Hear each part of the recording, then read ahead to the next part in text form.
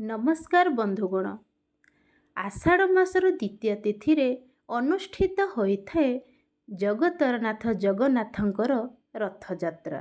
ଏହି ଦିନ ତିନି ଠାକୁର ରଥରେ ବସି ଶ୍ରୀମନ୍ଦିରରୁ ଶ୍ରୀଗୁଣ୍ଡିଚା ମନ୍ଦିରକୁ ଯାଇଥାନ୍ତି। କିନ୍ତୁ ସାରା ଜଗତ କହେ ଜଗା ଯାଉଛି ମାଉସୀ ଘରକୁ। ସତରେ ଜଗନ୍ନାଥଙ୍କ ମାଉସୀ ମା କିଏ? କ'ଣ ରହିଛି ମାଉସୀ ମାଙ୍କ ଭାବବହୁଳ କାହାଣୀ? ଜଗନ୍ନାଥଙ୍କୁ କାହିଁକି ପୋଡ଼ପିଠା ଏତେ ପସନ୍ଦ? ଆସନ୍ତୁ ଜାଣିବା ସମ୍ପୂର୍ଣ୍ଣ ସତ୍ୟତାର କାହାଣୀ।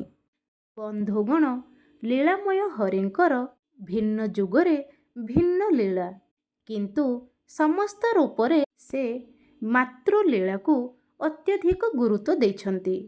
ସଂସାରକୁ ଇଶାରାରେ ନଚଉଥିବା ଜଗନ୍ନାଥ ମାଙ୍କ ଆଗରେ ତରଳି ଯାଆନ୍ତି। ଯେତେବେଳେ ମନ୍ଦିର ଏବଂ ବିଗ୍ରହ ପ୍ରତିଷ୍ଠାର କାର୍ଯ୍ୟ ସମ୍ପନ୍ନ ହେଲା, ମହାପ୍ରଭୁ ଶ୍ରୀବିଷ୍ଣୁ କହିଲେ, ହେ ରାଜା ଇନ୍ଦ୍ରଦ୍ୟୁମ୍ନ, ତୁମରି ସହାୟତାରେ ଆଜି ମୋର ଏହି ଜଗନ୍ନାଥ ଅବତାର ସମ୍ପୂର୍ଣ୍ଣ ହୋଇସାରିଛି। ତୁମେ ମୋତେ ଯେକୌଣସି ଏକ ବର ମାଗ। ଏହା ଶୁଣି ରାଜା କହିଲେ, ହେ ପ୍ରଭୁ, ତମେ ଯଦି ସତରେ ମୋତେ କିଛି ଦେବାକୁ ଚାହୁଁଛ, ତାହେଲେ ମୋତେ ଅପୁତ୍ରିକ କରିଦିଅ, ଯାହା ଫଳରେ ପରେ ଆଉ କେହି କହିପାରିବେନି ଯେ ଶ୍ରୀମନ୍ଦିରକୁ ମୋର ବଂଶଜ ନିର୍ମାଣ କରିଥିଲେ।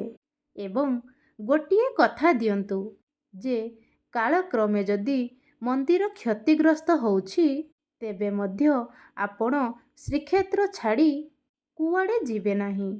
ଏସବୁ ଶୁଣି ଭଗବାନ ତଥାସ୍ତୁ କହିଲେ।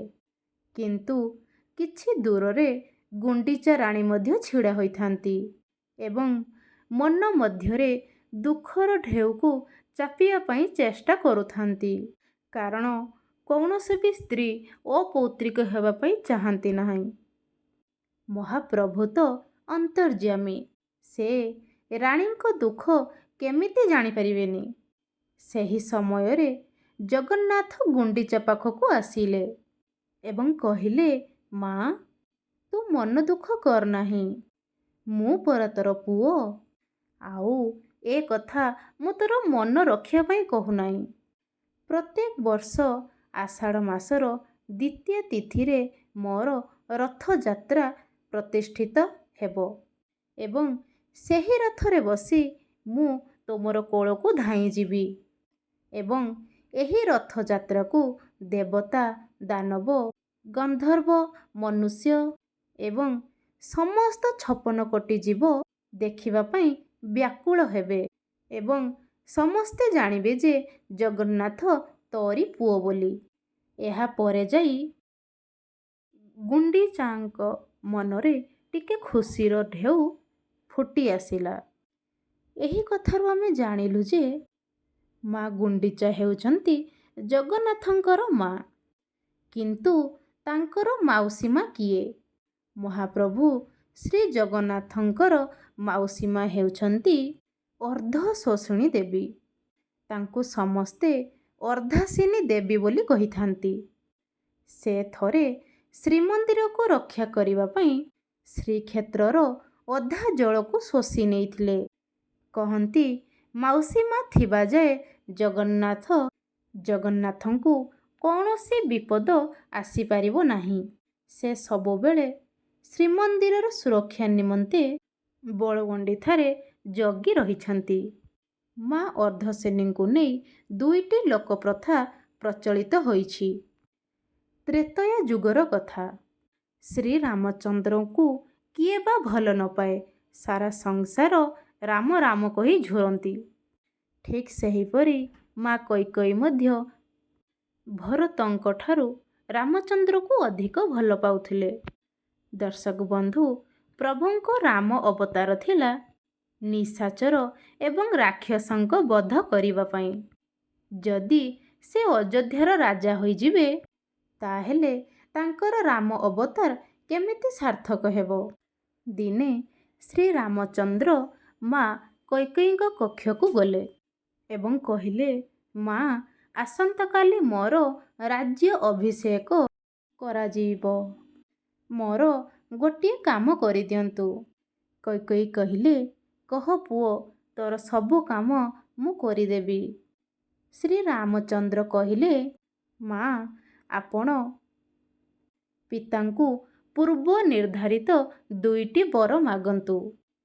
ପ୍ରଥମ ବର, ମୋ ବଦଳରେ ଭରତ ରାଜା ହେଉ ଏବଂ ଦ୍ୱିତୀୟ ବର ହେଉଛି ମୋର 14 ବର୍ଷର ବନବାସ କରିଦିଅନ୍ତୁ। ଏହା ଶୁଣି କୈକେୟୀ ମନା କରିଦେଲେ ଏବଂ କହିଲେ, ପୁଅରେ, ତୋ ବିନା ଗୋଟିଏ ମୁହୂର୍ତ୍ତ ବି ମୁଁ ରହିପାରିବିନି। 14 ବର୍ଷର ବନବାସ କେମିତି ପଠେଇଦେବି? ଯଦିଓ ମୁଁ ଏହି କାମ କରେ ସାରା ଅଯୋଧ୍ୟାବାସୀ ମୋତେ ଧିକ୍କାର କରିବ, ମୋତେ ପାପିନୀ କହିବ, ଭରତ ମୋତେ ମା ଡାକିବ ନାହିଁ, କେହି ବି ମୋର ମୁହଁ ଚାହିଁବେ ନାହିଁ। ମୋତେ କେତେ ନିନ୍ଦା, କେତେ ଅପବାଦ ମିଳିବ।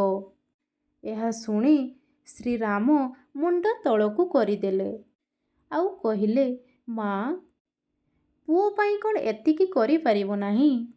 ତାପରେ କୈକେୟୀଙ୍କ ଆଖିରୁ ଅଶ୍ରୁ ଧାର ଧାର ହୋଇ ବହିଗଲା।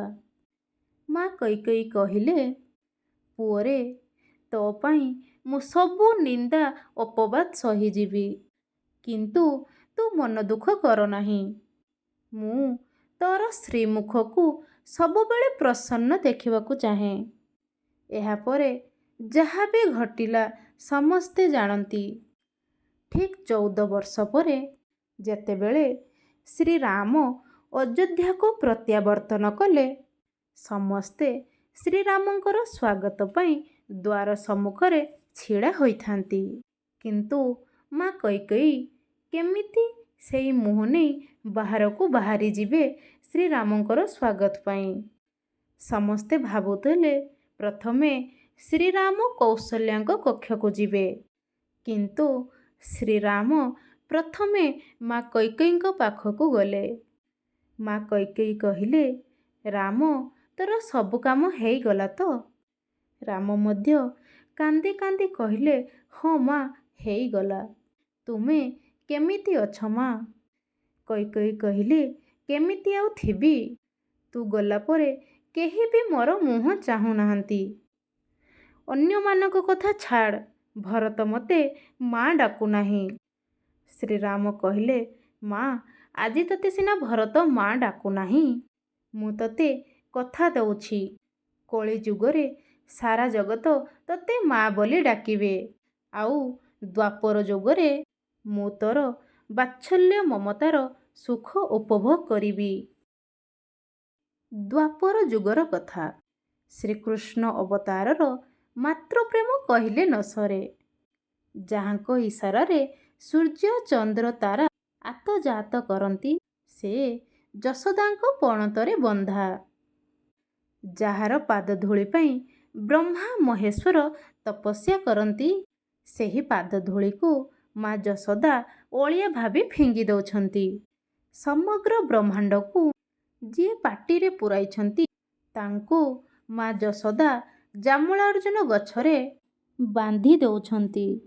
ସେଥିପାଇଁ ତ କୁହନ୍ତି, ବୈକୁଣ୍ଠରେ ମଧ୍ୟ ମହାପ୍ରଭୁ ଯଶୋଦାଙ୍କ କୋଳକୁ ମଧ୍ୟ ଝୁରି ହୁଅନ୍ତି। ଥରେ ଦ୍ୱାରିକା ଲୀଳା ସମୟରେ ଶ୍ରୀକୃଷ୍ଣ ମା ଦେବକୀଙ୍କ ଆଗମନ ପାଇଁ ପ୍ରଭାସ ଯଜ୍ଞର ଆୟୋଜନ କରିଥିଲେ। ସେତେବେଳେ ଦେବକୀଙ୍କ ମନରେ ଗର୍ବ ଅହଂଭାବ ସୃଷ୍ଟି ହେଲା। ସେ କହିଲେ, ସମସ୍ତଙ୍କୁ ଏହି ଯଜ୍ଞ ପାଇଁ ନିମନ୍ତ୍ରଣ କରିବ, କିନ୍ତୁ ଗୋପପୁରକୁ ନିମନ୍ତ୍ରଣ କରିବ ନାହିଁ। ଦେବକୀଙ୍କ ଅନୁକ୍ରମ କ୍ରମେ ସମସ୍ତଙ୍କୁ ନିମନ୍ତ୍ରଣ ଦିଆଗଲା, କିନ୍ତୁ ଗୋପପୁରକୁ ନିମନ୍ତ୍ରଣ ଗଲା ନାହିଁ। ଏହା ଦେଖି ନାରଦ ପହଞ୍ଚିଲେ ଗୋପପୁରକୁ। ଶ୍ରୀକୃଷ୍ଣ ଗଲା ଦିନଠୁ ଗୋପପୁରର ଅବସ୍ଥା କହିଲେ ନ ସରେ। ଚାରିଦିଗରେ ଶୋକର ଛାୟା ଖେଳିଯାଇଛି। କାହା ମୁହଁରେ ହସ ନାହିଁ। ନାରଦଙ୍କୁ ଦେଖି ନନ୍ଦ ଯଶୋଦାଙ୍କ ମନରେ ଟିକେ ଖୁସି ଉଙ୍କି ମାରିଲା। ସେ ଭାବୁଥିଲେ, ନାରଦ ଦ୍ୱାରିକାରୁ ଆସିଛନ୍ତି, କହ୍ନେଇର କିଛି ଖବର ଆଣିଥିବେ। ଏବଂ ଯଶୋଦା ଖୁସିରେ ପଚାରିଲେ, କେମିତି ଅଛି ମୋର କାହ୍ନା? ନାରଦ କହିଲେ, ସେ ବହୁତ ଖୁସିରେ ଅଛନ୍ତି ଏବଂ ସେ ଯଜ୍ଞ କରୁଛନ୍ତି। ସମସ୍ତଙ୍କୁ ନିମନ୍ତ୍ରିତ କରାଯାଇଛି। ତମ ପାଖରେ କ'ଣ ନିମନ୍ତ୍ରଣ ପହଞ୍ଚି ନାହିଁ? ଏ କଥା ଶୁଣି ସାରିବା ପରେ କେଉଁ ମାଆକୁ ଦୁଃଖ ଲାଗିବ ନାହିଁ? ଯିଏ ଛୋଟରୁ ବଡ଼ କରିଛି, ତାର କେତେ ଅଳି ଅଝଟ ସହିଛି, ଆଜି ସେ ଦ୍ୱାରିକାଧୀଶ ହୋଇଗଲା ବୋଲି କ'ଣ ସେ ତାର ମାଆକୁ ଭୁଲିଯିବ? କିନ୍ତୁ ଯଶୋଦା କହିଲେ, ହାୟ ହେ ନାରଦ, ନିମନ୍ତ୍ରଣ କାହାକୁ କରାଯାଏ? ମୁଁ ପରା ତାର ମା'। ମାଆଙ୍କୁ କ'ଣ ପୁଅ ନିମନ୍ତ୍ରଣ କରିବ? ମୋର କାହ୍ନା ଯଜ୍ଞ କରୁଛି, ଆମେ କେମିତି ଯିବୁ ନାହିଁ? ନିଶ୍ଚୟ ଯିବୁ। ନନ୍ଦରାଜା ସମସ୍ତ ଗୋପବାସୀଙ୍କୁ ଡାକିଲେ ଆଉ ଖୁସିରେ କହିଲେ, ଆମର କହ୍ନେଇ ଯଜ୍ଞ କରୁଛି, ଚାଲ ଆମେ ଦ୍ୱାରିକା ଯିବା। ସମସ୍ତେ ଦ୍ୱାରିକା ପାଇଁ ବାହାରି ପଡ଼ିଲେ। ସାଥିରେ କ୍ଷୀର, ଛେନା, ଦହି, କଦଳୀ ସବୁ ନେଇଗଲେ। ସେଠାରେ ଦେବକୀ ସେନାଙ୍କୁ ଆଦେଶ ଦେଇଛନ୍ତି ଯେ ଗୋପୀମାନଙ୍କୁ ଭିତରକୁ ଛାଡ଼ିବ ନାହିଁ। ମା ଯଶୋଦା କହୁଛନ୍ତି, ମୋ ପୁଅ ଯଜ୍ଞ କରୁଛି, ମୋତେ ଛାଡ଼ିଦିଅ। ଏହାପରେ ସେନାପତି ଦେବକୀଙ୍କୁ ଡାକି ଆଣିଲେ। ଦେବକୀ କହୁଛନ୍ତି, ମୁଁ ତାର ମା, ଆଉ ଯଶୋଦା କହୁଛନ୍ତି, ମୁଁ ତାର ମା। ମହାପ୍ରଭୁ ଶ୍ରୀକୃଷ୍ଣ ସେପଟେ ଯଜ୍ଞରେ ଆହୁତି ପ୍ରଦାନ କରୁଛନ୍ତି। ଠିକ୍ ସେହି ସ୍ଥାନରେ ସମସ୍ତ ଦେବଗଣ ଉପସ୍ଥିତ ହେଲେ ଆଉ କହିଲେ, କୃଷ୍ଣ କାହାର ପୁତ୍ର ତାଙ୍କୁ ହିଁ ପଚାରି ଦିଅ। ଏହାପରେ ଦେବକୀ କହିଲେ ଯେ ଯାହା ଡାକ ଶୁଣି ସେ ବାହାରକୁ ଆସିବ, ପ୍ରକୃତରେ ସେ ହିଁ କୃଷ୍ଣଙ୍କର ମା। ସତରେ ମାର ଡାକଠାରୁ ସଂସାରରେ ଆଉ କିଛି ନାହିଁ।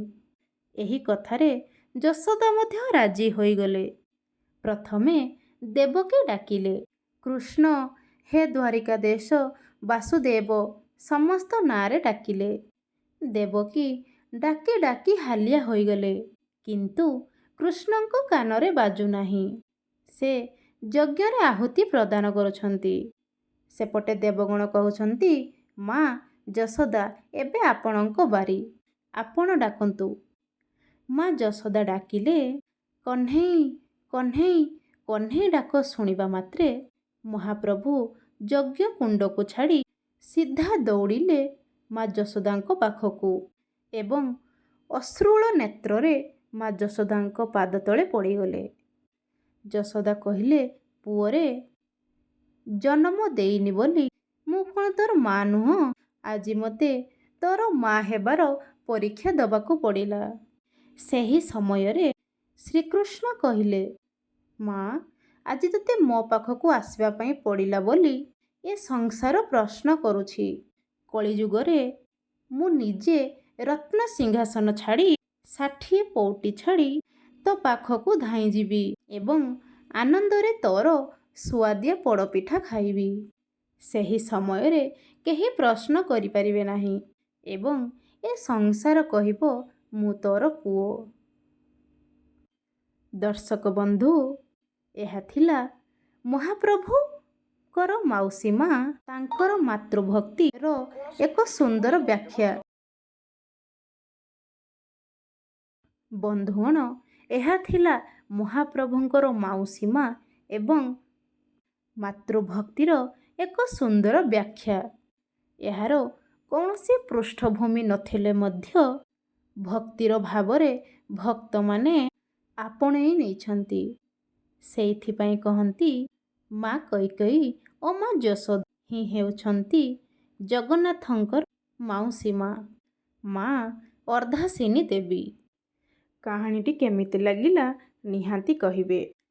ମିଶିବା ଗୋଟେ ନୂଆ କାହାଣୀ ସହିତ। ରହୁଛି, ଜୟ ଜଗନ୍ନାଥ।